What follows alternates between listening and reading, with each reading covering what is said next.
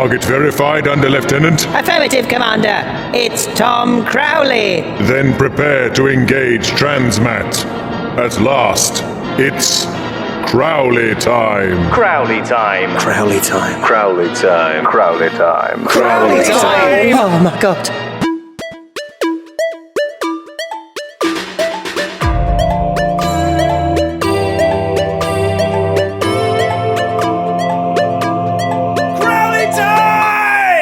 Hello, and welcome to Crowley Time with me, Tom Crowley. With me, Tom Crowley. Well, here we are again. Time to look back over... Whoa, hang on, what's going on? What's happening? What? Help!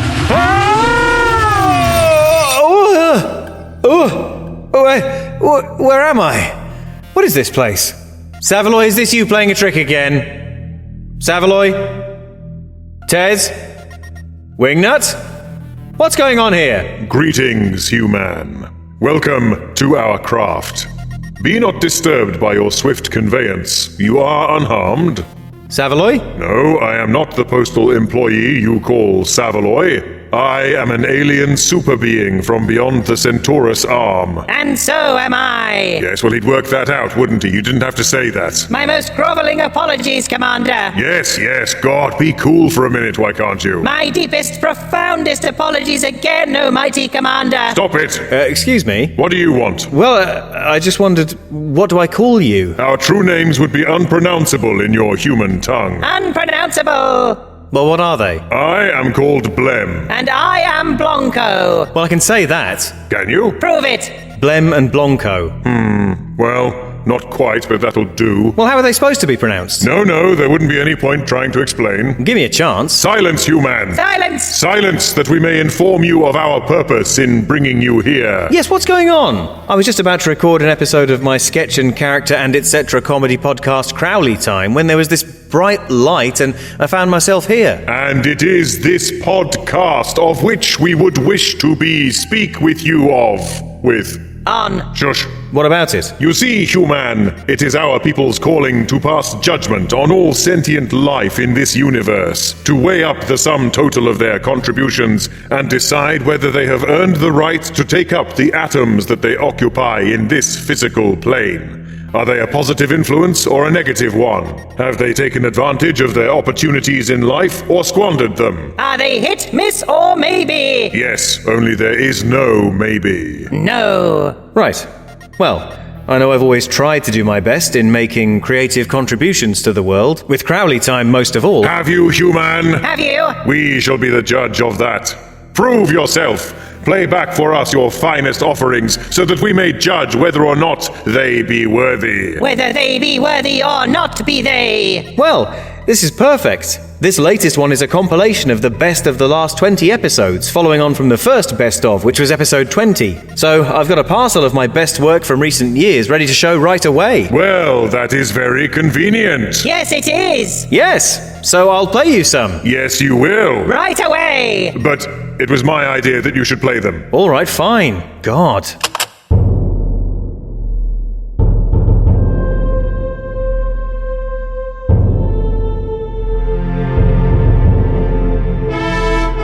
Presenting Fengar the Brave of the Winding Valley, Queen Aeolia of the Mountain Folk.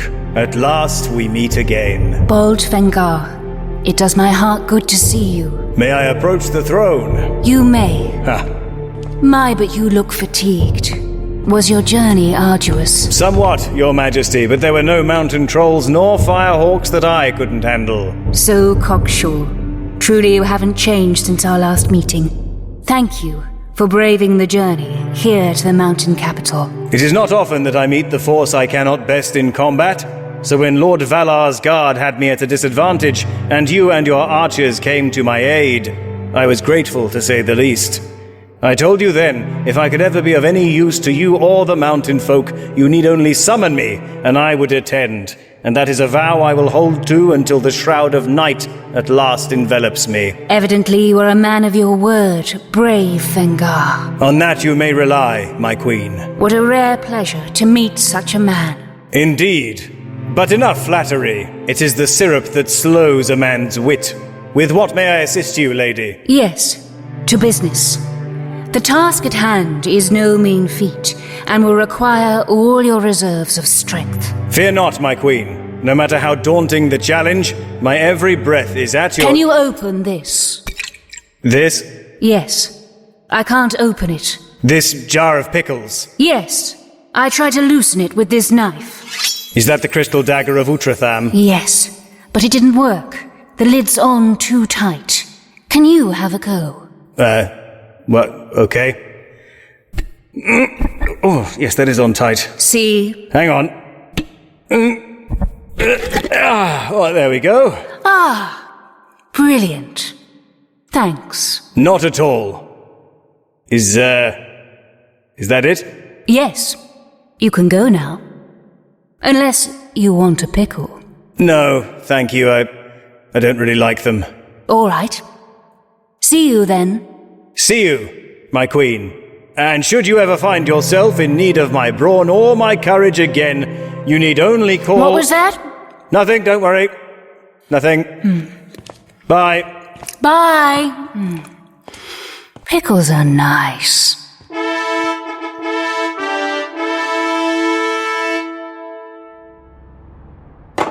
Anna, tea's ready. Sugar? No thanks, Mum. There you are, sweetheart. You're very good not having sugar. I can't stop putting mountains of the stuff in. Oh, that reminds me of a really silly joke I heard at work. Oh, tell it. I love jokes. All right, well, there are these two mountain climbers, and they decide they're going to climb the big one, the biggest mountain they can find. When was this? It doesn't really matter, it's just any time. Right. But let's just say it's recently, it's not like Victorian times or anything. So it's not Victorian times. No, it's modern times. All right. And how did you hear about this? No, Mum, it's just a joke, it didn't happen really. Yes, of course, you did say. Right, and one of these climbers is very clever. Good. And the other one is very stupid. Oh, no. No, it's... Never mind. Okay, so after a couple of days, these two climbers are halfway up the mountain, and it's called Mount Angelina. Mount Angelina? No, it's not a real mountain, Mum. It's just made up. It's fictional. Oh, I see. Though I thought I had heard They're of it. halfway up the mountain, and things aren't going well. Oh, dear. Yeah, things aren't very good for these two. They're running out of food. Oh. They've had a narrow scrape being attacked by wolves. Oh, God. Mum, it's just a... And to make matters worse, the stupid climber's got his leg trapped in a crevasse and has had to cut it off. Oh, no, that is so awful. Mum. Did you know that happened to your father's cousin? No, Mum. Of course, that wasn't up a mountain, that was a car accident. No, Mum, I was telling you a joke. Oh, sorry, darling, you carry on. So these two men are driving a car. No, that's not the climbers, that's Dad's cousin. Harry? Maybe, I don't know. Look, it's not important. It was important to Harry. He used to love playing football. No, Mum, I was telling you a joke about the two climbers. Oh, yes, that's right, sweetheart. The two climbers on the mountain. I'm sorry, please carry on. Okay, so things aren't going well up on Mount Angelina. The stupid climber's lost his leg and all the rest. What was the stupid climber's name again? He doesn't have a name. Well, everyone has a name. No, but I mean, it doesn't matter what his name is. Well, all right, if you say so. So, the climbers have stopped the bleeding, and the stupid climber is stable enough, but he can't climb very well, obviously. No, he wouldn't. Your father's cousin, Harry, when he... So, the clever climber says to the stupid one, "Thank you so much, Malcolm, for coming with me." So the stupid climber does have a name? Yes, look, the stupid climber's called Malcolm, and the clever climber's called Harry. Harry? Yeah. Like your father's cousin? No, all right, not Harry, he's called John. All right, John. Two climbers, John and Harry. Yes, no, John and Malcolm. Oh, yes, that's right, John and Malcolm. Yes, that's right. Right. So, John says, "Thank you for coming with me, Malcolm. I feel so bad that you've lost your leg on this expedition, and it was all my idea. When I first asked if you wanted to come with me to Mount Angelina, I didn't think you'd want to." Oh, dear. What now? Oh, sorry, it's just come to Mount Angelina. That sounds a bit rude, doesn't it? Well, that's the ending. How do you mean, darling? That's what happens next. The clever climber, he says, "I didn't think you want to come along." The stupid Malcolm replies, "No, that's fine, I've just got one question." Then John says, "What?" Then Malcolm says, "When's Angelina getting here?" When's Angelina getting here? No, that's it. You just said it before. It turns out that when the clever one asked the stupid one if he wanted to come to Mount Angelina, the stupid... Malcolm thought he was asking if he wanted to mount a woman called Angelina. And now, even after climbing up the mountain and getting attacked by wolves and losing his leg, he still thinks he's going to find this Angelina and mount her. Oh, I see. Yes, I see, darling. That really is very, very funny. I'm going out. Oh, yes, where are you going? I'm going to jump off a bridge. Oh, God, Anna, please don't. You've got so much to live for. That was a joke as well, Mum. Oh, that was very funny too, darling. Well done. Jump off a bridge. God, she really has got no sense of humour, that girl. No wonder she's still single. Coming soon to Plus Max Go Extreme Flavor and to a cinema in Bangor for 1 day so it's eligible for the Oscars. Hello, I'm John. I'd like a baguette. Hello, I have not seen you in my boulangerie before. I'm new to the area, having spent several years fighting the fascists in the Spanish Civil War and the following few years hiding out in a vineyard in the Dordogne. As a girl who has lived only in this small Loire Valley village all my life, except for a brief period when I was hospitalized in Paris with polio as a child, I have no knowledge of these things. Put down that baguette, Francine. I love you. I love you too. Let's get married. Good idea. Oh no. What was that? The Second World War just started. From the producers of The Life of a Real Musician played by a really good actor who looks a bit like them, and a historical event of too large a scale to adequately summarize in a film. You're in pretty rough shape, soldier. Yes, that's why I'm here in this military hospital in northern France. I'm Pat, an English nurse who will minister to you both physically in patching up your numerous shrapnel wounds and emotionally in falling in love with you during your convalescence. I'm John. I'll take solace in your tender embrace because I'm traumatized from my battlefield experience and ashamed of myself and my adopted homeland after the French surrender at Compiègne. I remind you of your English mother. War is monstrous and achieves nothing. A film based on a really, really long book. John, is that you? Right there, just one bed over from me. My God, it's Henry, my old friend from my past life studying at Cambridge. That's right, and even with both my arms blown off, I still say that what we Brits are doing, marching into Europe, risking our lives to beat back the Nazis, is honourable and right. Henry, if you and your optimism can survive this mire of brutality, then perhaps there's some kind of crazy sense to this war after all. Here. Henry! 2 producers, 3 directors, and 8 screenwriters were driven to nervous breakdowns trying to condense all 1,300 pages of this epic tome into something resembling a feature film screenplay. Gosh, it certainly is difficult and morally complex doing aid work for German refugees in Yugoslavia now that the war's over. Yes, fortunately I have you and our 3 children back in England to comfort me. Speaking of which, I'd better get back to them. Little Horatio is starting school soon. I'll join you soon, my love, just as soon as I've rehoused these 400,000 displaced people. I'll keep your dinner warm in the oven. Now, the next refugee's name is Francine. Yes, my love, it is I. What happened to your family's boulangerie? Blown up. Then I roamed France trying to evade the fighting for the rest of the war, occasionally moonlighting as a radio operator and demolitions expert for the French resistance. Then, after VE Day, I ended up here. While you were saying that, I fell so deeply in love with you that I've forgotten my wife Pat and our 3 beautiful children in England. And now I want to abandon my duties here and run away with you to rural Italy for the rest of our lives. C'est la vie. Just a sec. I'll write a letter telling my wife I died. This epic saga moves along at an average in-universe pace of 2 days per second of screen time, and we could still barely get the cuts down to 3.5 hours. Buongiorno. Hello, Father. It's me, Horatio, your eldest son. I'm a man now. Gosh, is it the 70s already? Mother's heart was broken when she got your letter, and she died a few years later, leaving we, your children, to be raised by unpleasant cousins. When I found out that you'd faked your death, I vowed that I'd find you and kill you as revenge for your betrayal. Go ahead, son. Kill me if you want. But if I've learned one thing through the rich themes underpinning my life, it's that killing is pointless and destroys the perpetrator as surely as it destroys the victim. John, who is this young man? Seeing this woman look at you with such love makes me feel disgust at the idea of sinking to your level and making her a widow. Bye. A tale so moving, so involving, it'll be at least 2 hours before you start to question whether this was really the right medium for an adaptation of this story. Hello, John. It is I, Salvador Dali. The workings of men on this earth are surreal, are they not? Rather like life. Ha-ha! So, sorry, what is this? What's happening? I'm having trouble seeing where this fits into the larger arc of my life. It doesn't, John, my friend. They had to cut all the context out for this moment, but this is just such an iconic iconic scene in the book that they couldn't leave it out of the movie. I see. Pretty surreal, no? Ha ha! The problem is, a movie, being one standalone story, is under pressure to powerfully evoke one focused theme or idea.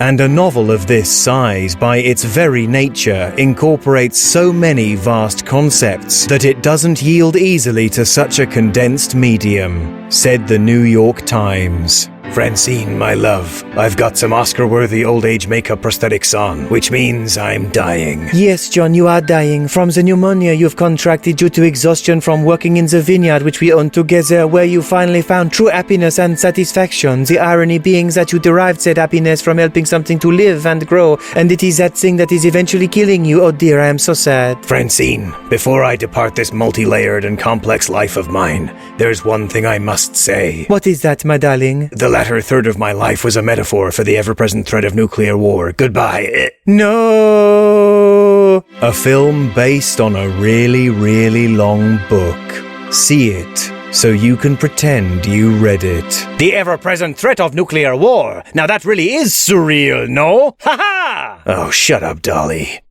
All right, there. What did you think of them, Blem and Blanco? Intriguing. We're intrigued. I sensed some other human voice patterns in there. I thought this was supposed to be a one-man sketch show. Well, not entirely. Sometimes I have guests and sometimes I don't. For example, there you heard guests Beth Eyre and Susan Harrison. Palming off your responsibilities, eh? You work shy whelp. I think of it more as enjoying the chance to collaborate with other comic voices and changing up the energy of the episodes. Yes, all right. We didn't ask for your TED Talk. I like the ones by the really smug people. Play us more sketch and character comedy, Earthling. All right, you only had to ask. The next one's really good. It's a clip from a new algorithmically generated streaming TV show. And it guest stars Mike Wozniak.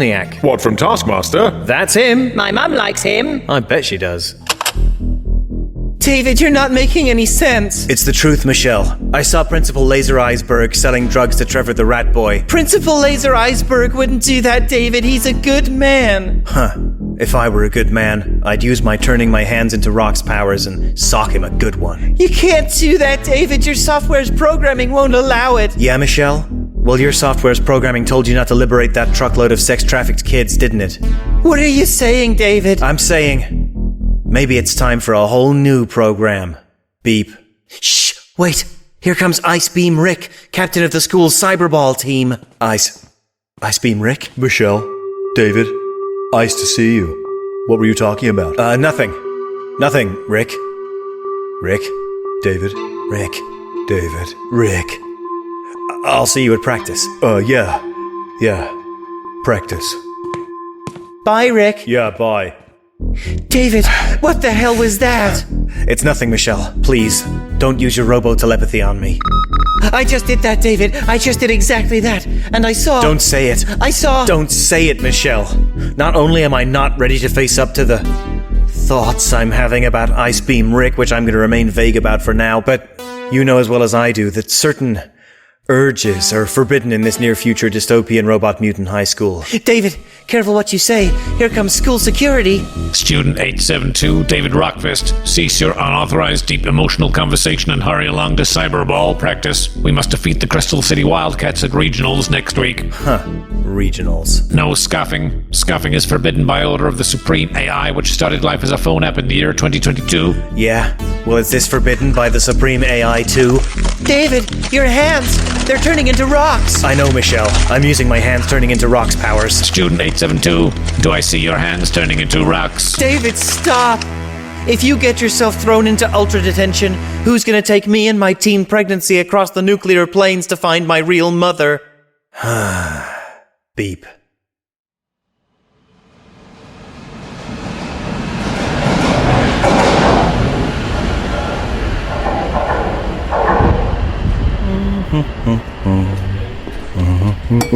Oi! Yo, mate! Excuse me? Yes, sorry? Excuse me massively, mate! Yes, sorry, can I help? Did you just kick my personal propulsion system, my dude? Your what? My personal propulsion system, mate! My forward momentum device! Did you just kick it? Oh, you mean that electric scooter thing?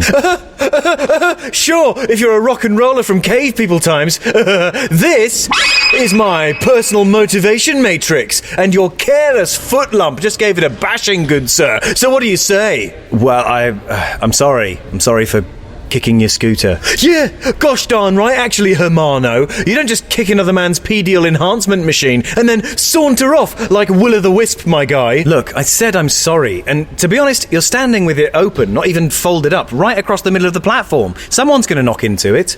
It's lucky I didn't trip up. Lucky, mate? The only lucky thing is that you are lucky that I don't take my personal acceleration engine and ride it right up your bracket, matey boy.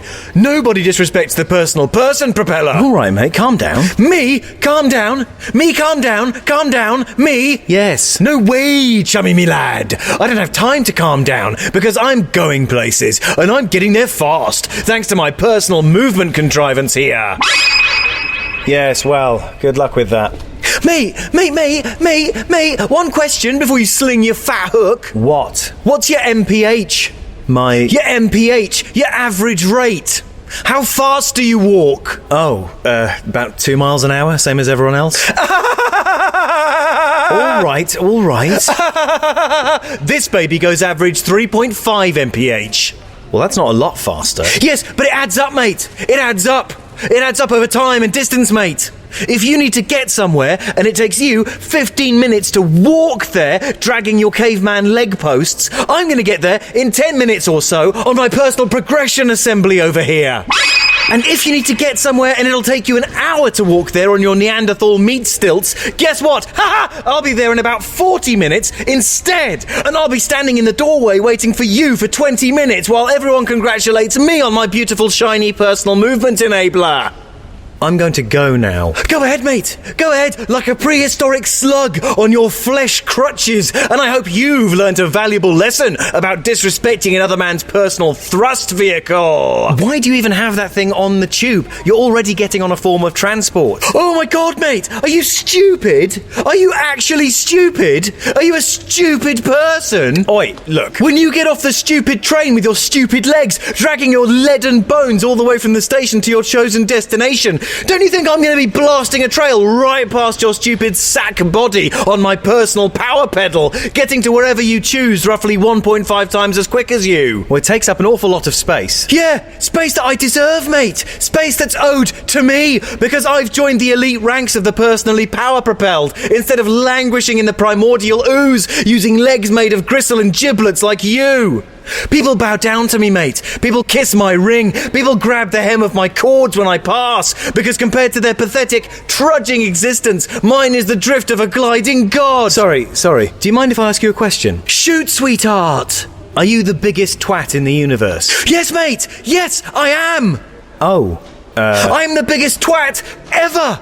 Best in the world at it, mate. And it's cool. It's cool to be a twat now. Don't you know anything? It's all over TikTok, babe. It's all over the gram. Being a twat is the best. It's super cool. It's called Twatcore. Hashtag Twatcore, darling. Look it up and you'll see I'm the best one there is. I'm the biggest twat in the world. Millions of twat followers, an endorsement deal with Huel. You wish you could be as big of a twat as me, mate, but it's never gonna happen. You'll never make it. You're in the absolute skids compared to me. Now stand aside and make way for my personal egress vessel. Lol. Oh, God, what an absolute... I should punch that guy right in his stupid, obnoxious face. But I'll never catch up with him. Out of the way, baby buggy. Oh. Snooze you lose, mama. Twatcore! Alice? What was that all about? Why were the police here? It's nothing, darling. Apparently a young man's gone missing a few streets over and they just wanted to ask me a few questions. What? Why you? It's really nothing, Martin. I was in the pub an hour or two before this man was last seen and they thought I might have seen something, but I wasn't even anywhere near. Well, all right.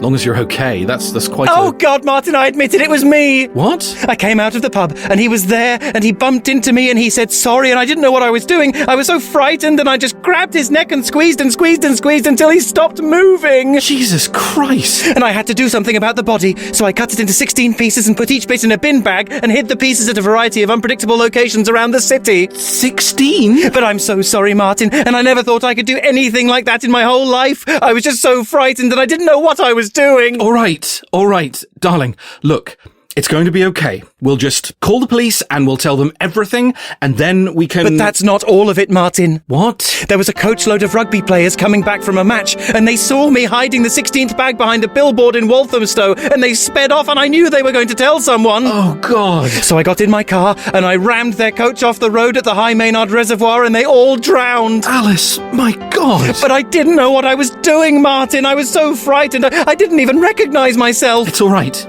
It's okay, darling. We'll just have to go and speak to the police. Now, is there anything else you need to tell me? No, that's all, I swear. All right. Put on your coat and we'll go. Oh, God, Martin, there's something else. What? I killed the last African black rhino. You... what?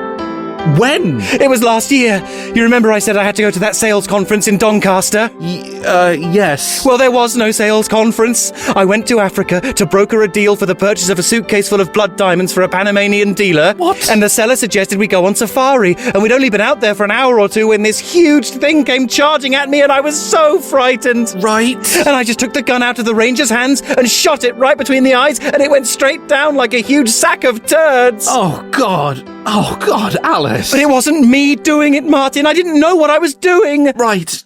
Okay. Well, this sounds like more of a question for some sort of international court, so... But that isn't all, Martin. Isn't it? No.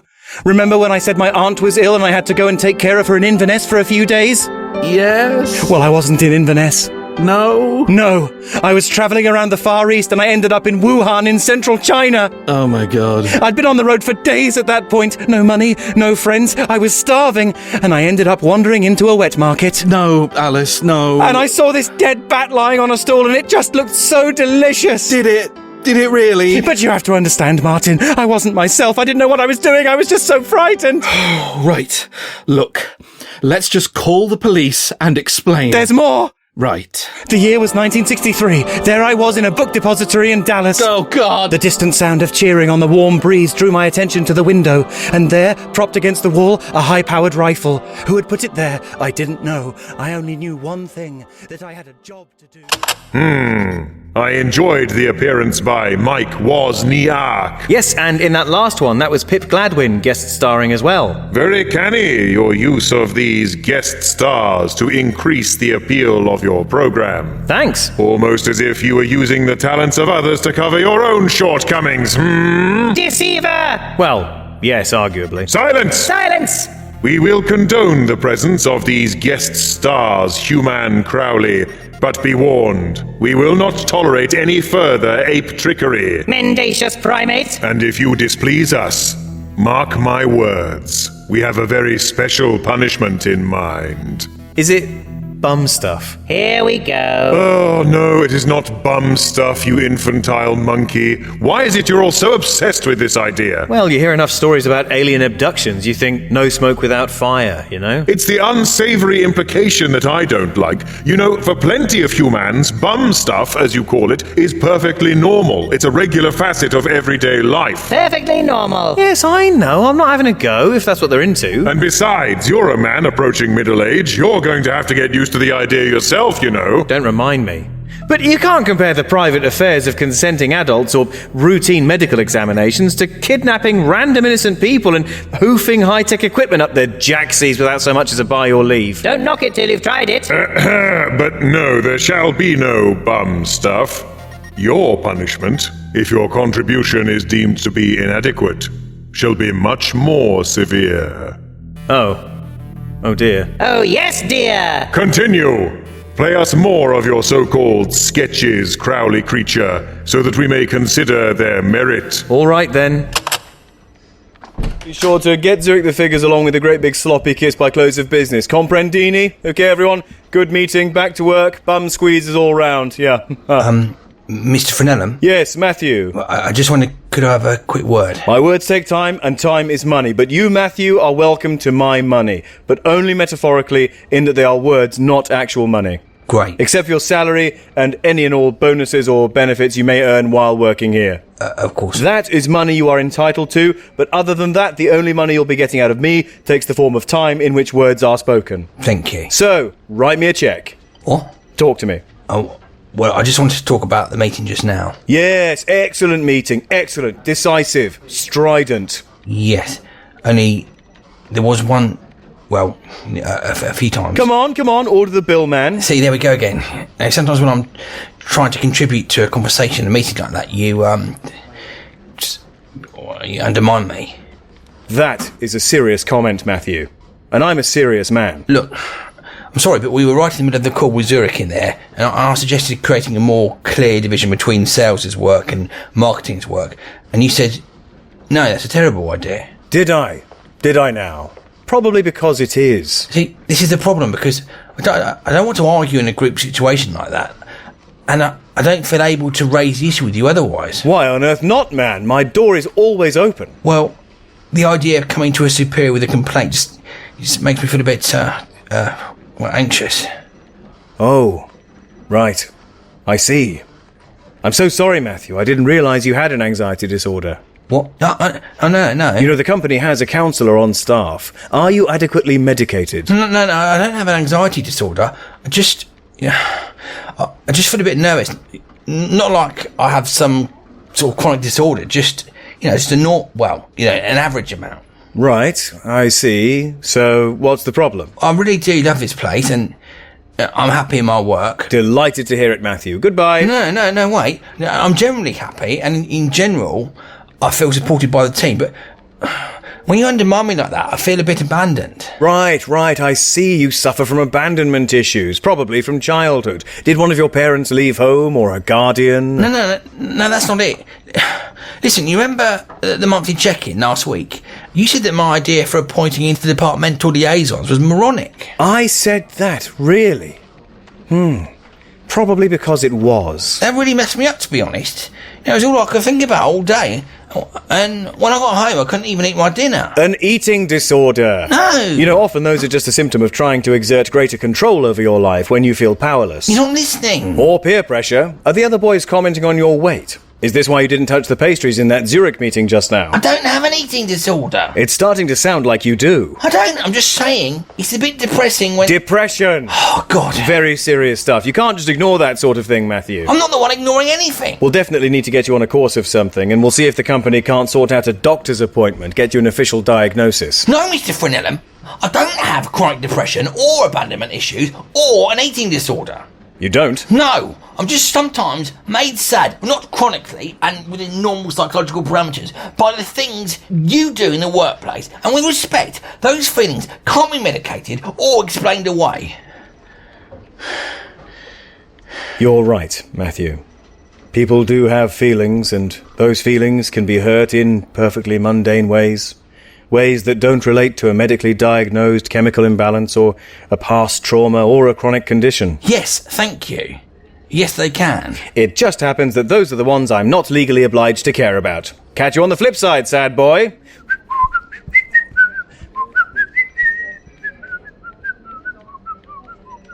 I think I've got depression now.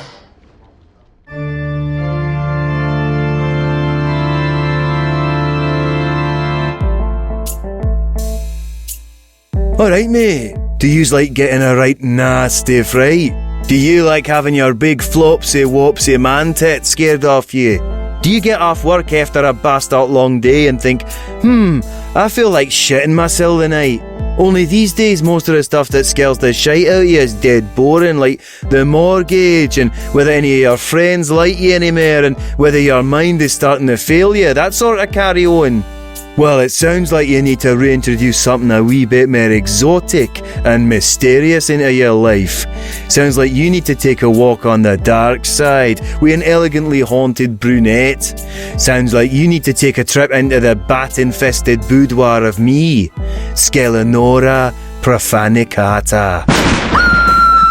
I've been creeping the shite out of people for 10 years now, starting with my groundbreaking win as most unsettlingly desirable witch at Glasgow HorrorCon 2012, through taking home the Horror Channel's Gold Pissy Drawers Award in 2018, right up till last month when I was named Scariest and or Spookiest Enterprise at the Scottish Business Awards 2022. All the big shots agree. If you need to get so scared your balls shrivel up and hide away up inside you, you need Skelenora Profanicata, the last name in horrifying telecommunications. So how can you get the willies put well and truly up you? Just ring my shock line at 0600 666 666 and one of our operators will be with you right away. All right, miss. Oh, that's right, the lines are heaving the new, but Miss Profanicata will be with you shortly. What sort of nightmarish ordeal was it you're hoping to experience today? Some other Frightline operators use imitators or call centres, but no me, pal. If you ring Skelenora, you get Skelenora. After a bit, I'm a busy woman. But if you're kept waiting, we've got all the classic ghosty tunes you could want on our hold line. Bauhaus, The Cure, the soundtrack for Interview with a Vampire, you name it. But if you're ringing during peak times, 3am to 5am, be warned that calls cost £1 a minute from a landline, and from a mobile phone, forget it, mate. I tell you how much it costs, but I don't give the really scary stuff away for free, know what I mean?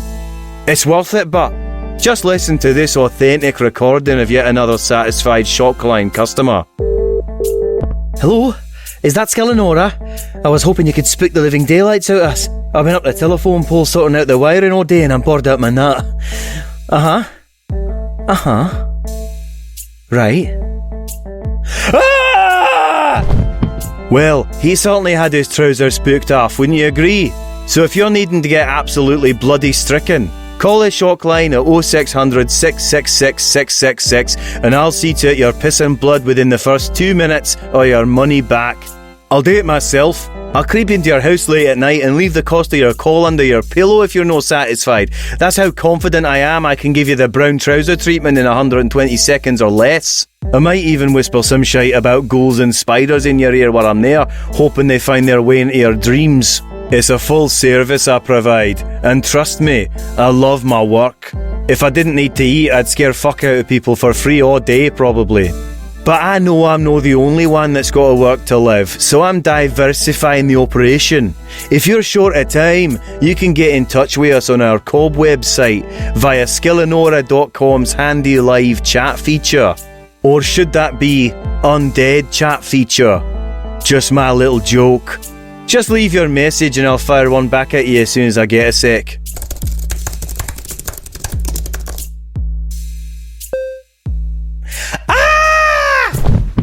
Well, she won't be getting much sleep tonight, and neither will I, 'cause I'll be waiting for your call on Skelenora's shock line. Lines open from 8pm till 7 in the morning for all your shite yourself needs. And if you need me outside those times, just check the Glasgow Necropolis. I'll probably be down there with my trusty shovel, looking for your great-granddad's skeleton so I can get off with it. Now that's what I call a dry ride. Skelenoria Profaniciata's shockline. No for children under 18, those with dodgy hearts or wimps. Cheers. Yo-ho-ho in the tickety biscuit. Greetings, hungry subjects. It is I, the monarch of mealtimes, King History. Do you have a craving to be treated like royalty? Do you dream of visiting a more rustic time? Do you long to have a perfectly pleasant meal interrupted by some recent drama school graduates in tights? And do you have almost no idea of what actually happened in the world before about 1995? Then, sirrah, look no further, for all your culinary and historical fantasies can come true at King History's banquet. Hello, my dear comrades. I'm Robin Hood, the greatest hero of the Civil War. Which one? All of them. Follow me. I think we've got a lovely table for you in Churchill's Grotto. Welcome, friends, and thank you, Robin, for your help freeing the peasants at Naseby. Look out! Oh, what is it, Prime Minister? Genghis Khan and his terracotta army. are invading. Tally-ho! Avast ye dogs! You don't need a history A-level to eat here. Heck, if you've got Key Stage 2, you're overqualified. Here's Joan of Arc. Oh, bonjour, Marie-Antoinette. I love your collar, very chic. Well, they said a girl couldn't be a priest, and I said, methinks the man doth protest too much. You girlfriend. Work, bitch! Why don't you help us celebrate with an appetizer platter pour deux? And don't forget dessert. Let you eat cake. It was me that said that, wasn't it? It doesn't matter. Because let's face it, we've all dreamed of eating a big glistening turkey leg and throwing the bone over our shoulders like a mad old monarch, but we don't want to be dogged by thoughts about the actual realities of serfdom or the horrors of domestic civil conflicts and colonial invasions while we do it. At King History's banquet, history is just a few familiar names, big billowy sleeves, and nothing else. So scoop up a big clutch of grapes, take a big bite out of it, somehow avoiding all the stems as you do so, and let the juice flow down your ruff, guilt-free. Guest ruffs not provided. I cannot tell a lie. This roasted lamb is the finest east of the Chesapeake. Well, Washington, that's your belief. Just don't go too hard on those wooden teeth. Cease your constant rapping, Alexander Hamilton, and hurry up, or we'll miss the president's kick line. I'll be right along, you old bark chewer, but a president's first duties to these king prawn skewers. Shambone! Ha ha ha! Don't let Nixon hear you say that. I am not a cook. I'm Oliver Cromwell. Why should you have to do any research if we haven't? So book today for your birthday party, Christmas event, or retirement function at King History's Banquet, the only themed dining experience where you'll hear Emmeline Pankhurst say, Brat Summer. Wait a moment. I detected many more humans in that last sketch. Yes, that was a clip from my live episode, The Diponi Contingency, and the recording guest starred Paul Putner and Gemma Arrowsmith. Even more special guests. And you were even craven enough to pay dozens more of them just to laugh at your material and make it seem funnier. For shame! No, those were the audience. They actually pay me to watch the show. Why? All right. And the one in the office scene? That was Marek Larwood. Marek Larwood! We know of this Marek Larwood. You do? Yes, we assessed his case last week. What, you mean assessing whether he has the right to his own atoms, like you're doing with me right now? Correct. What happened to Marek? He was deemed to be adequate. Adequate! So what did you do to him? Oh, nothing. We just dropped him back where we found him, after we'd said, well done, and given him his certificate, you know. Little bit of bum stuff. Shush. What was that? Enough! I tire of these humorous comic skits and this bland, uninspiring conversation. Charming. More charming than you. We're going to take our break now. We shall drink Centauran brandy and reflect. And smoke outer space ciggies! Guard!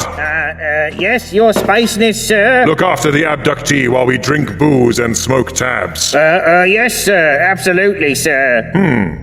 Guard, your helmet doesn't appear to be regulation. What is motocross? It's alien for really trustworthy guard. I see. Jolly good.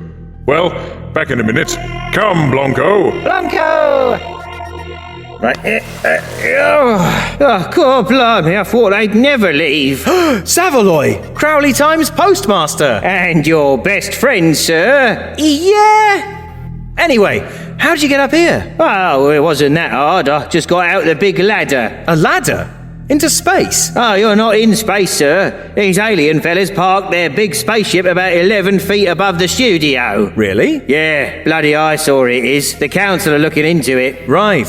So, what'd you bring me, Savaloy? A chisel? Hacksaw? Handgun? Better, sir. I brought you the letters. What? The letters from all the lovely listeners that have come in recently. So you just snuck in here to do the letters section? Yes, sir. Not to help me escape? No, Oh, there's a thought. That would have been good, wouldn't it? Sorry, Mr. Crowley, I didn't think. Never mind. Look, just hand them over. Gladly, sir.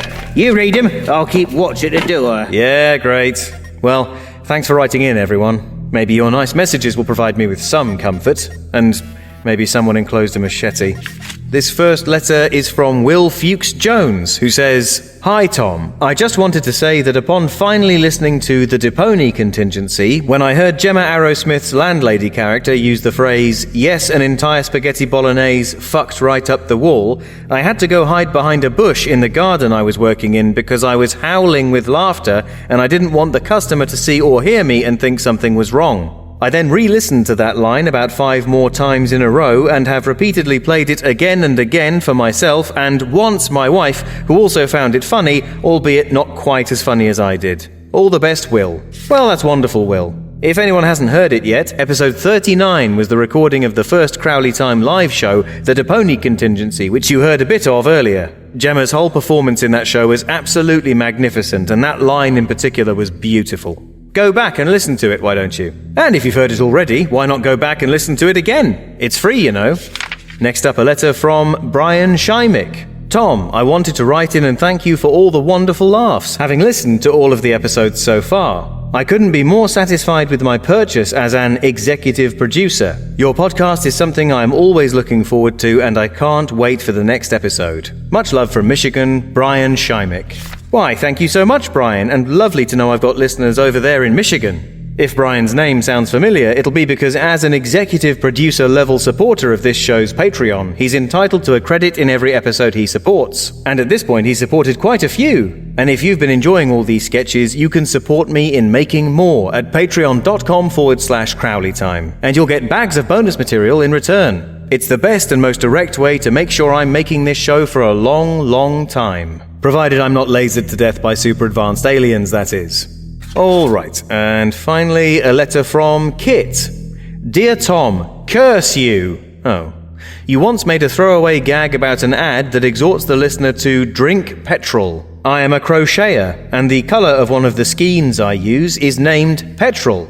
As such, whenever I have to use this skein, I exclaim to myself to drink petrol in exactly the same manner as your ad. But my family has overheard and is concerned for my health now, thinking I'm a petrol-guzzling maniac. My sister bullies me and calls me by the names of various car models. My dad won't let me drive for fear I siphon the fuel out of the car for a refreshing sip. And my mum is currently on the phone with a secure unit where I assume I will be held until the end of my sorry days.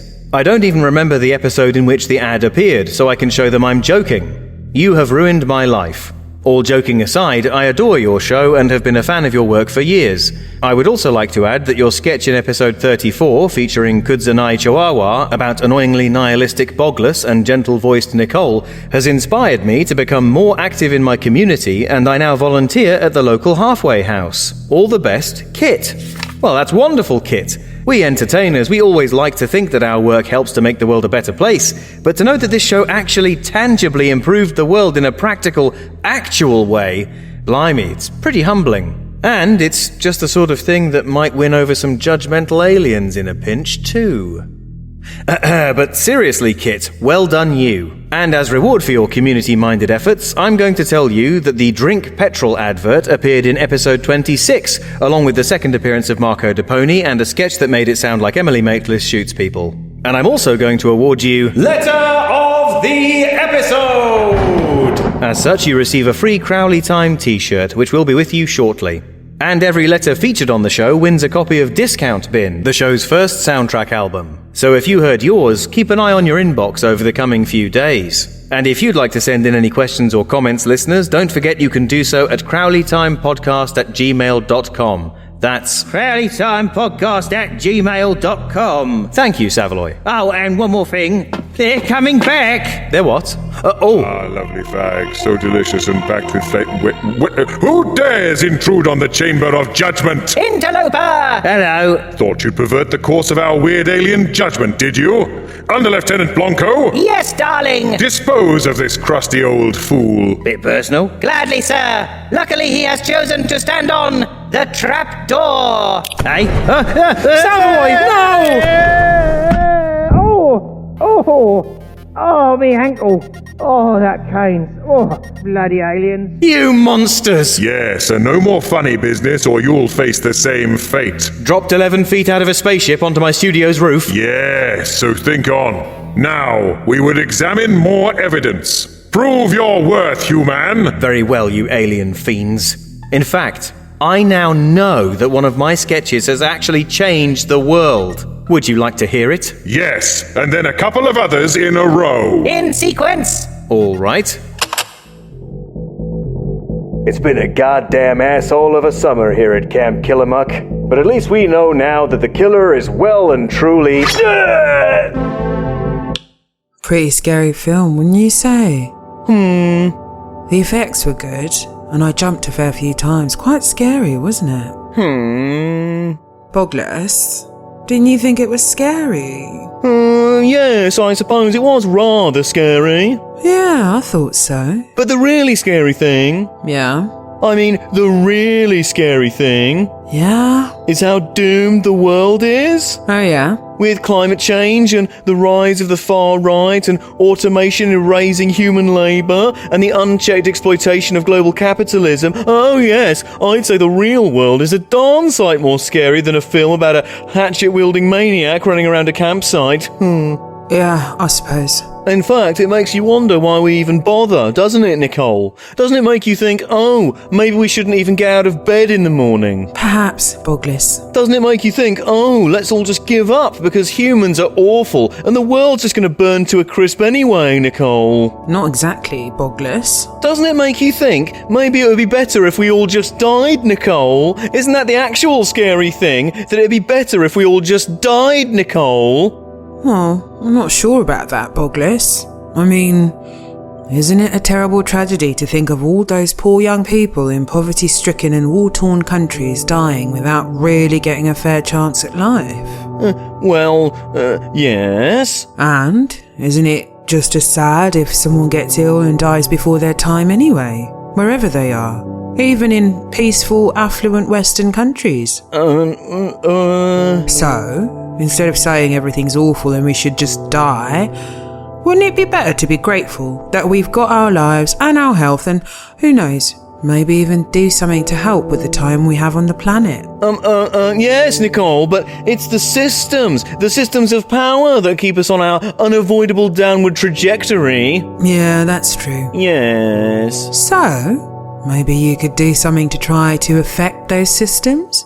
Like some sort of awareness spreading campaign or volunteering for a political organisation? Well... I'm always seeing leaflets for local environmental causes and food bank drives. You could look up who's doing that and offer your services. Well, Nicole, that's all well and good, but what hope do those efforts have of affecting the root causes of those social ills, That's a good point, Bogless. Yes, thank you. It seems like we're utterly powerless to affect the huge systemic problems spreading misery across the planet. Yes, unfortunately so. So, maybe you could do something to help the community immediately around you. Maybe you could volunteer to talk to lonely older people, or mentor troubled young children, or even just go out with a rubbish bag and pick up all the litter and bits of broken glass that seem to be all over the streets around here all the time. Or maybe you could start a letter-writing push to save the local youth club. Or look up a local message board that lists volunteering opportunities. Or if it doesn't exist, you could set one up so other people could use it. Or maybe you could even just sign up as a member at the local library to show that it's important and people use it. Not even take a book out, just sign up.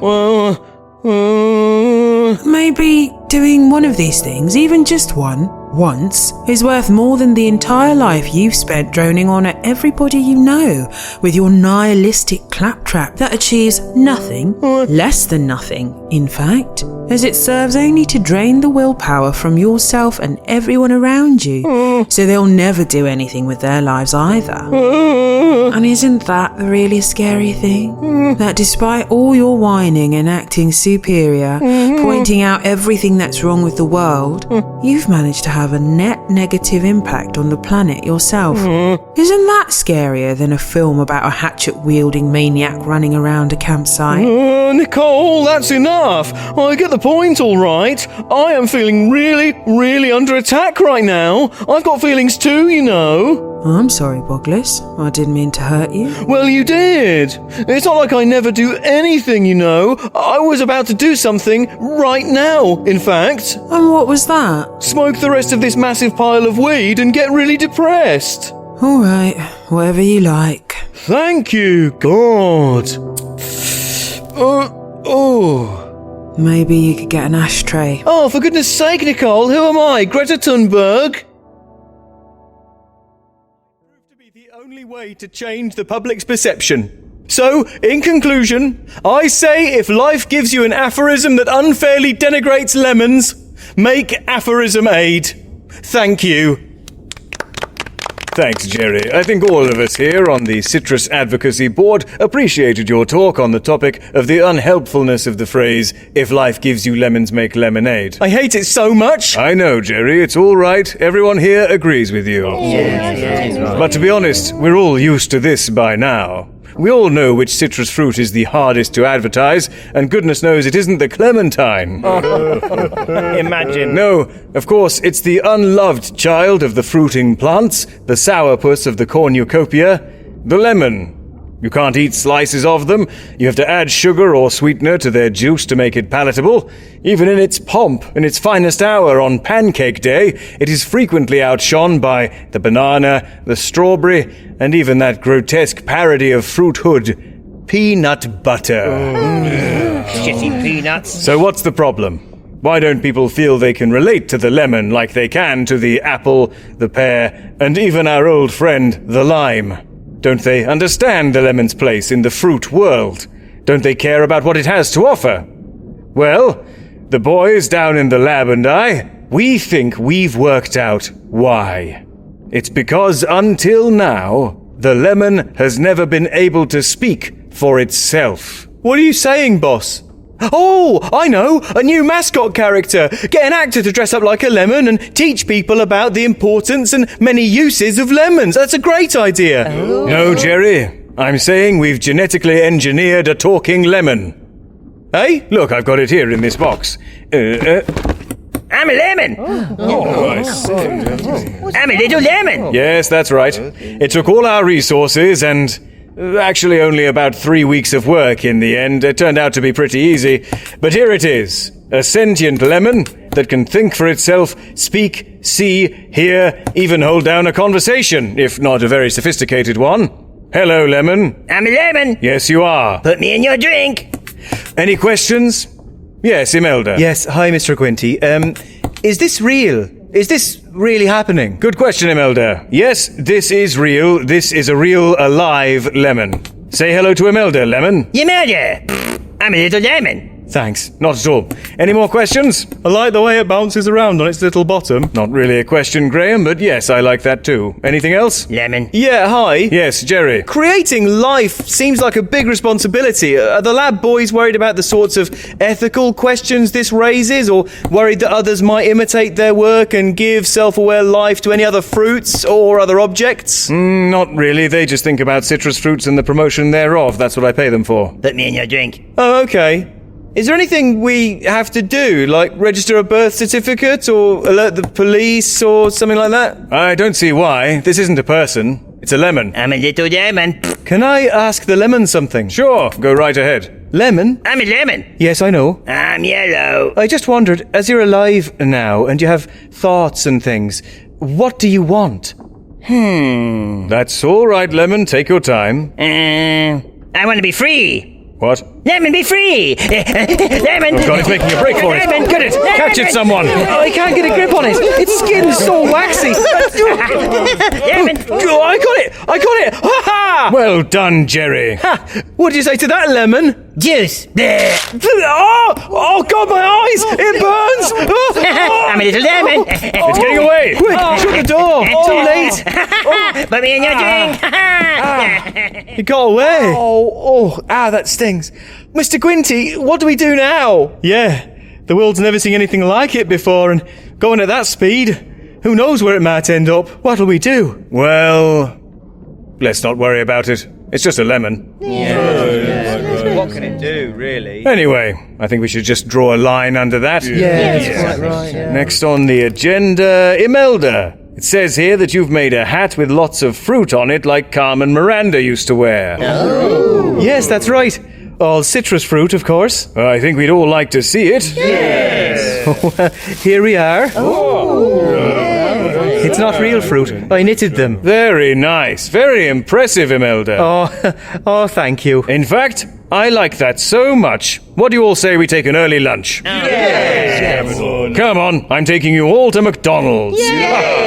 Smashing. You can take my car. You can take his. Do you know what? I'm not thinking about that little lemon at all anymore.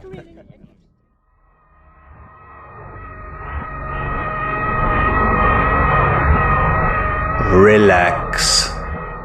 Let your arms hang limp at your sides. The dosage of the drug has been very carefully controlled. You should detect the first effects of the drug in the coming seconds. For the purposes of the experiment, it is crucial that you do not enter a state of distress or upset. Dr. Burgerman? Not now, Larry. Doctor, I don't want to disturb the experiment, but... Then go away, why don't you? Shoo, shoo! But there's a small fire taking hold in the office next door. Oh,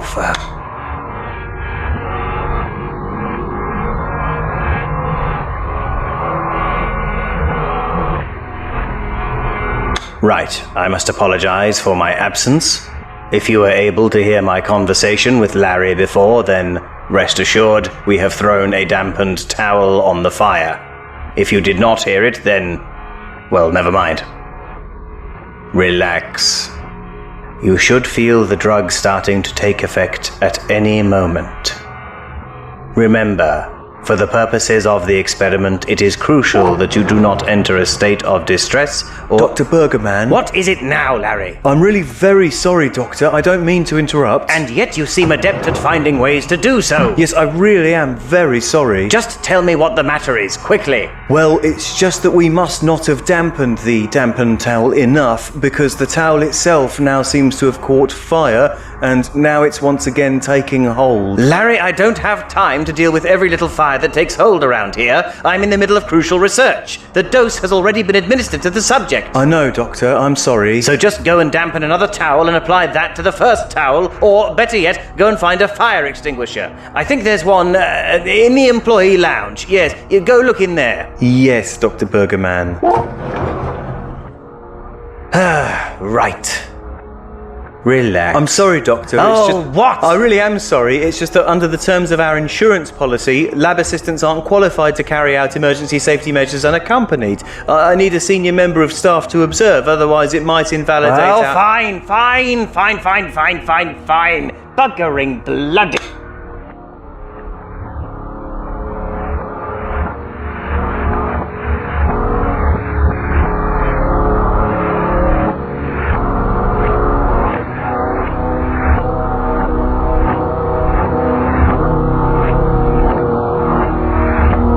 Right, I must apologize again for my further absence, and that it was rather lengthier that time. If you were once again able to overhear me speaking to Larry, then please do not distress yourself. Everything is well in hand. It just took a bit longer that time because while Larry and I were discussing the matter, the fire had time to spread quite far from its point of origin. And also the fire extinguisher was not in the employee lounge, but in the unisex toilets. But now, and if you didn't hear anything before, just don't worry about it. In fact, don't worry about anything. Relax. Let your arms hang limp at your sides. You should now be feeling the full effects of the drug. Don't forget, for the purposes of this experiment, it is crucial that you do not enter a state of distress. Dr. Burgerman? Oh, what, Larry? Will these blasted interruptions never cease? I'm so sorry, Dr. Burgerman. And that's another thing. My name is Bergerman, not Burgerman. I'm not some sort of fast food-based action hero. I'm a scientist. Oh, gosh. Please do forgive me, Dr.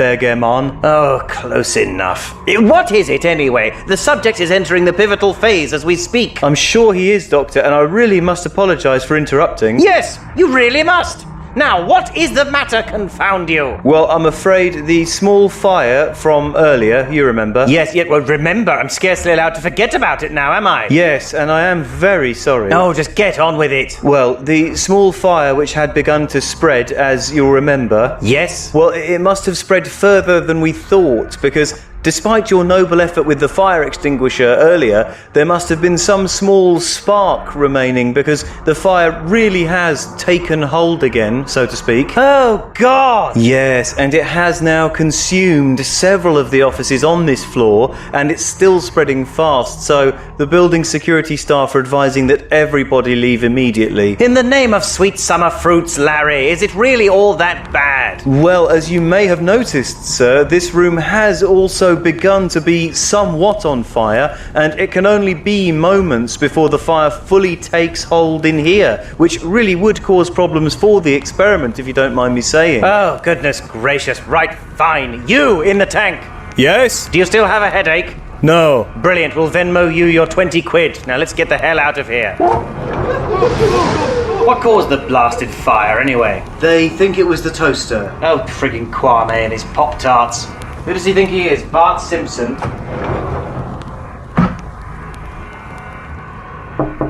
Hello? Doctor? You still there? Hello? I must say, I find myself baffled at some of the strange and unusual situations you choose to depict in your program. I mean, the little lemon thing, what was that all about? Little lemon. Quiet, Blanco. But that first sketch about Bogless. Yes, with guest star Kudzanai Chihuahua. Yes, this changed the world, you say. That's right. Because of hearing that sketch, a person called Kit is doing some volunteer work now. Interesting. We'll add that to Kit's file, won't we, Blanco? Adding, Commander! And how much volunteer work do you do? Well, Look, why are you harassing me anyway? If you're judging all of humanity, why don't you go and deal with someone really rancid like Donald Trump or Nigel Farage or someone? We must stick to our schedule! Yes, there is an assigned order to which we must adhere. Their judgment will come in time. But you will judge them? Yes, we absolutely will. For example, we are scheduled to assess Donald John Trump Sr. on the 18th of January, 2079. Well, that'll be a big help. You're welcome! No, I was being... Do not be all snidey and sarcastic with me, Apeling! Your time grows short, and your case thus far has proven far from decisive. Prove your value to us or face your punishment. Yes, just what is the punishment? If in the end you cannot prove that you deserve to occupy your atoms, we will strip them from you and reassign them. What? Reassign my atoms? To what? I don't know. There's quite a promising new strain of moss in Tasmania that we think deserves a go. And Earth always needs mud. Oh, God! Oh, God! But I've only got a few more best of picks left. Then for your sake, I hope that they are good ones. Okay.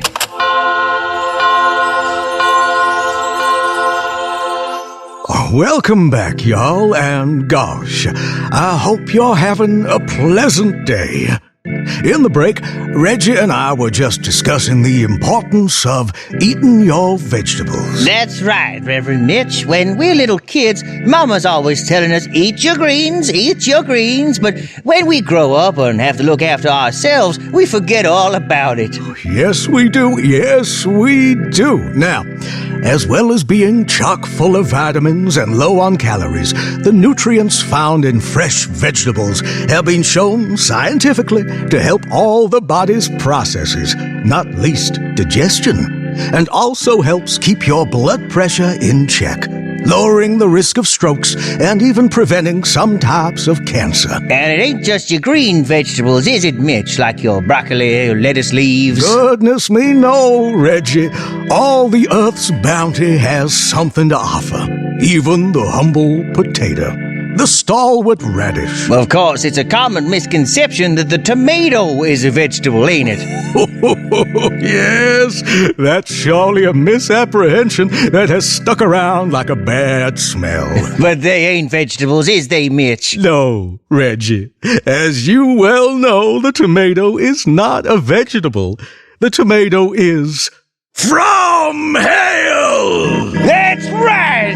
Wicked, sinful baubles impersonating God's own produce. Filthy tomatoes, the harbingers of lust, painted temptresses of Eden! Inscrutable proto-flora, the devil's swollen red family jewels! People, when you see your kith and kin entertaining thoughts of tomatoes, you smack that juicy devilry out of their hands, and you say unto them, Out, demon, out! And Jesus did say unto the Pharisees, Feast ye not on the flesh of the man, nor of the pelican, nor the tomato, for these my Father has called unclean. Folks, I want to tell you a tale. It's the tale of a little girl called Kaylee, a sweet, apple-cheeked young lady from my congregation. Amen. Well, folks, young Kaylee was at a family picnic not long after her 8th birthday. Lord.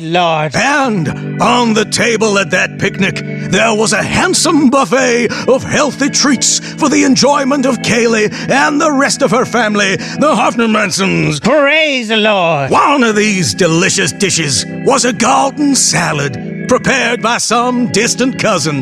The tongs of temptation perched provocatively on the rim of the bowl, the handles extended towards Kaylee's innocent little hand. Take care now. Now, what poor little Kaylee couldn't have known was that the cousin who prepared that garden salad was an unbeliever, uneducated in the ways of God's children, and concealed among the pure and holy spinach and arugula were nestled oozing slices of that rouge menace, Satan's own tomato. Lord, spare the little children. Well, I'm sorry to tell y'all that little Kaylee, in her innocence, ate those tomatoes. Oh, Lord. She was pure and clean of sin, and Lord, she knew not what she did, but eat those tomatoes she did. And within 1 year, her father's fax repair shop went out of business. Mercy, Lord. So the next time you are at a family picnic and you see some satanic pervert of a second cousin wheeling out a profane snack dirtied by the seductive touch of Lucifer's shiny red rectal polyp, you think of Kaylee and you throw that sinful dish right to the floor where it belongs. No, mercy, Lord. Now, you fine people out there, do you want to save God's children from these pert globules of pure wickedness? Yes, they do. Do you want to scour our beautiful county of Bubba Quamset of Beelzebub's banquet? Hopefully so, sweet Jesus. Then you go to your telephone and you call our hotline right now and pledge $30. It ain't enough, Lord. All right, Reggie, $50. Jack it up, Reverend. Amen. $100 to our campaign to buy up all of Reggie's cousins' remainder stock of industrial-strength weed killer and spread it across the land, purging the fields and greenhouses of the profligate propagation of those titillating turgid tubers, those pustulant, provocative pulses. Tumor of the vine, curse of the couscous, scourge of the salad bar, those vile, villainous, Sweet Jesus, God, hear our prayer. tomatoes! And I don't care much for beetroot, neither. Calm yourself, Brother Reggie. Sorry, I just got so fired up about the scourging there. Whew. Well, shortly we'll be back with our special report on how light-up sneakers are turning your children into musical theater people. But first, let's hear from today's sponsor, Sacred Heart Hunting and Murder Supplies. Jesus wouldn't settle for Walmart bullets. Hey, Greg. Hi, Caitlin. Good to see you. We should get together to talk about that new design concept. Sounds good. Let me check my calendar. Wait a second. Where's the calendar function? I don't think it has a calendar. That really seems like something it should have. Yeah. Fuck you! Hi, I'm Mike Shinbone from Shinbone Entrepreneurials. I recently found out that I'm the last surviving member of a historic bloodline of great significance. Then I found out that this didn't involve me inheriting any money or assets. So I'm here to introduce Shinbone Entrepreneurials' new business venture. But it's not just any ordinary business venture like a speaker store or a new type of borderline legal muscle relaxant for the kinky sex community. No, this is all kinds of business ventures in one. In fact, it's a whole new dimension, or something like that. Say hello to the Microverse. Wow, Greg, that's quite the choice of digital avatar. Yeah, look, I'm a clown. Far out. It was one of the two choices available. I know. You chose the other one. Yep. Idi Amin. Yes. In these unprecedented times now more than ever, nobody wants to go to work. And not just in the usual sense, when people just like you would prefer to sit around in their underwear all day trying to jerk it to the shopping channel with middling success instead of going out and earning a living for once in their sorry-ass lives. No, these days even people with a job don't want to go into the office because they know that there'll be at least one ignorant Neanderthal asshole there who refuses to show even the merest consideration by wearing a mask in their day-to-day lives. In fact, you saw Samantha from marketing with your very own eyes, screaming about her freedoms into the face of a 16-year-old usher at the movie theater, peppering the poor girl's pimply little face and eyes and hair with Corona spittle. As if it wasn't enough that you have to spend every motherfucking day of your life with these insufferable sea bags, now any one of them could consign you to an early grave, or, at the less severe end of the spectrum, lifelong fatigue problems. So, what is the productivity-conscious young professional to do now? Well, perhaps instead of going to a real office with real pricks all around you, you could strap on a cumbersome helmet that makes you look like an extra from the porno ripoff of Johnny Mnemonic, which I assume would be called something like Johnny Bag Neil Moan Dick, and go to a virtual 3D rendered office with digital simulation pricks who look like either a clown or Idi Amin all around you instead. We're working on some more. We should have a dragon guy and Agent 47 by the end of next month. Not the month coming, the month after that. That's odd. What is it, Caitlin? Well, I'm trying to make notes in the Notes app, but it keeps autocorrecting everything to swear words. Really? Yeah, see, I wanted to write, try to duck postal expenses by asking for email correspondence exclusively, and... Try to fuck postal expenses by asshole Quim shit for brains jizz gibbon attack. I don't think I can send this to the regional manager. I can explain that, Mr. Amin. It's Caitlin. You see, I like to be frank and straightforward in my dealings with people, so I get just the teensiest bit apoplectic when my ducking phone or my shippy computer decides to censor my speech patterns for me. That's why in the Microverse, it's harder not to swear, because I don't think it's up to some pastel-colored turmeric latte fuckhole to decide how the shit I should assholing express my fuck self. It's probably because of fucking Disney or something. Disney bought everything, and now God forbid you ever hear the word cunt or see a pubic hair in a movie. Jesus Christ, why the fuck would you pay to go to the pictures if Batman doesn't get a visible hard-on at some point? Fucking Disney, man. I tell you, one of these days, some high-paid lawyer wearing a pair of Mickey Mouse ears is gonna come into your bedroom in the dead of night and say, as of this afternoon, we have obtained the rights to your home and your life and all subsidiary concerns, and we regret that we cannot permit Disney properties to be affiliated with obscene content, then get 2 7-foot-tall quarterbacks dressed as Goofy to forcibly remove you from your spouse. I thought this was a networking program. Shut the fuck up! Shut the fuck up, Greg! Shut the fuck up, Greg. Okay. Sorry, Mike. Shut the fuck up, Greg. So that's the Microverse from Shinbone Entrepreneurials. Sign up today and become a virtual guy so you can have meetings without having to smell Greg's fungal infection. Oh, Mike, that's not cool. You said you wouldn't tell anybody. Greg, I told you to shut up! Ow, what the hell? My helmet just zapped me. Yeah, how about that? Guess you should have read the end user agreement more carefully. Ow, Mike, cut it out! Stop it, Mike. Leave him alone. Oh, you want some of this too, Edie? Ow, Mike! Fucking Disney prudes! I thought I closed the sale. I tell you, they were right where I wanted them, but then they said I either had to order or get out of the drive-thru line. Yeah, that'll happen. Ungrateful so-and-sos, I swear to God. I just picked up a Happy Meal there last year. I don't know what they want. All right, listen up, worms. Head office just got in touch. They're not so happy with the figures coming out of this branch. In fact, they're blowing hot lava out of their asses about them. Charming, boss. Charming, Dale? You think it's charming that I got an earful of ass lava over this? Well, I don't think it's real charming, not at all. And neither do they. So they sent someone down here to talk to you? Yeah, and that's me. And let me tell you, I am right off my tricycle to be here, so sit your blowholes down and open up your ear trumpets or I'm going to lose my spaghetti over this whole greenhouse. Excuse me? Shut up. You. What's that you got there? Is that a Diet Dr. Pepper? No, it's an apple. Well, put it down. Diet Dr. Peter is for winners. Dr. Peter? That's enough out of you, Fancy Douglas. Head office called me out because there's supposed to be an office full of salesmen in here, but apparently it's a sewing circle full of chatty little cartoon geese run by an old lady called Professor Jonathan. Now see if you can wrap your noodles around this. This is going to be the rule around here from now on. A, B, C. A, always. B, B, C. Calculators. Get the calculators? You.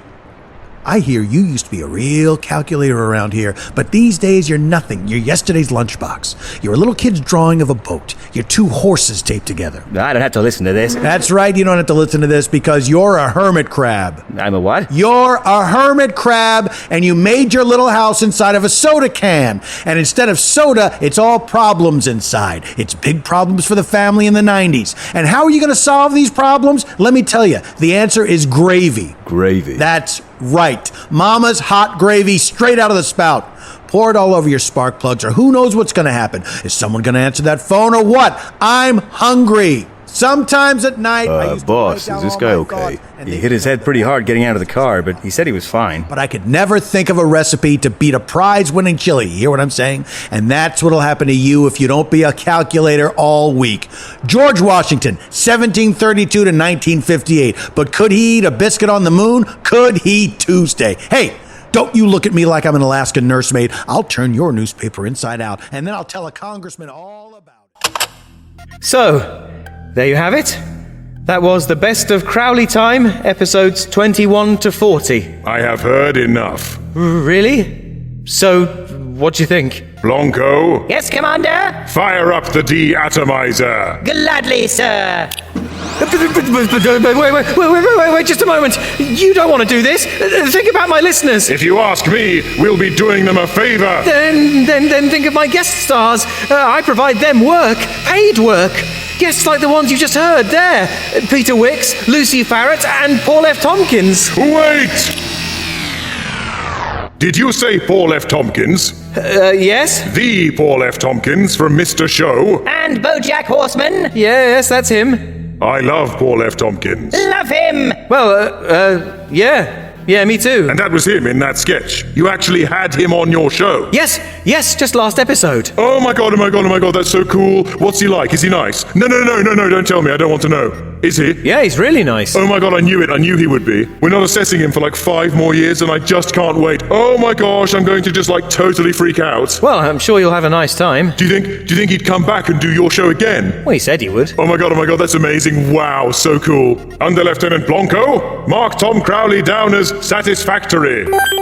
Are we not turning him into moss? We are not. If Mr. Peanut Butter thinks he's okay, then gosh darn it, he's okay by me too. Well, thanks, you two. I promise I'll really appreciate my atoms from now on. Yes, bye-bye. What? We'll post you your certificate. Who's up next, Blanco? Angelica Houston. Oh my god, I love my job. Hooray!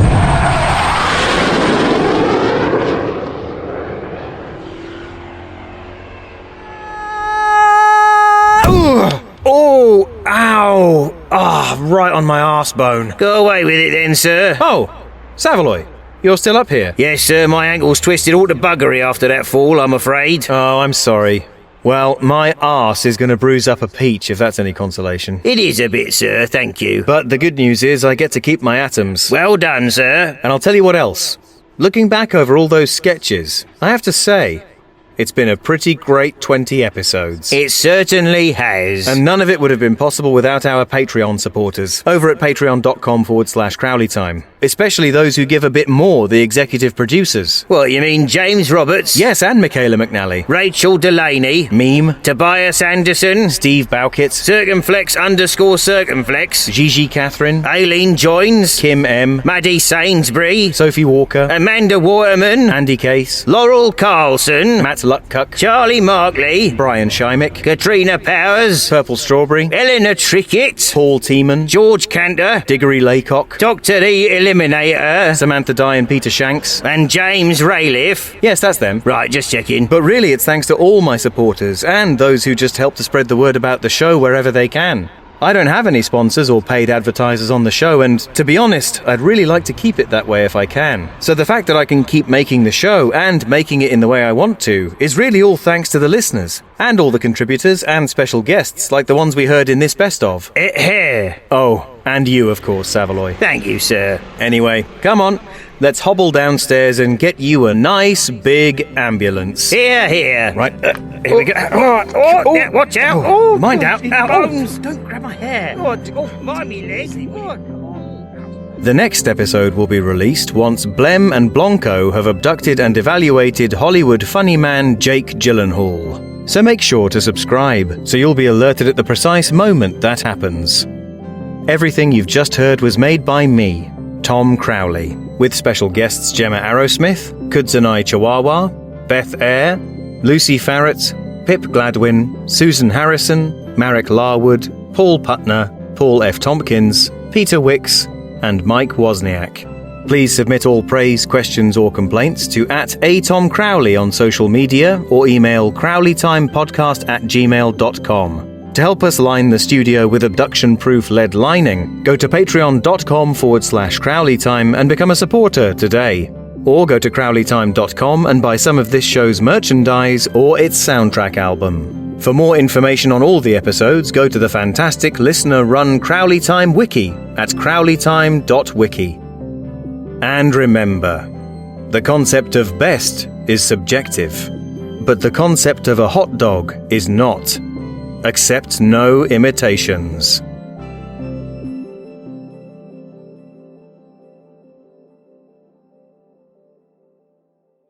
Generational talents, seriously, such amazing charisma. Oh, and that's not even mentioning the grifters or Pritzi's honor. Oh, honestly, I'm telling you, you are the definitive Morticia Adams. I don't care what anyone says. When you turned up in John Wick 3, I couldn't believe it. I nearly weed myself in the cinema. Honestly, Blanco will tell you, I was absolutely beside myself. And I know you must get this all the time, but you in The Witches, oh my god, that film is so underappreciated these days, and your performance, wow! Oh, I know you must get sick of hearing it, but I don't even want my Adams anymore. It's like, wow, this is going to be a good time. You just know it. And it's not just me that says that. I've got friends back home who'd say exactly the same thing, and I wouldn't even have to prompt them. They would just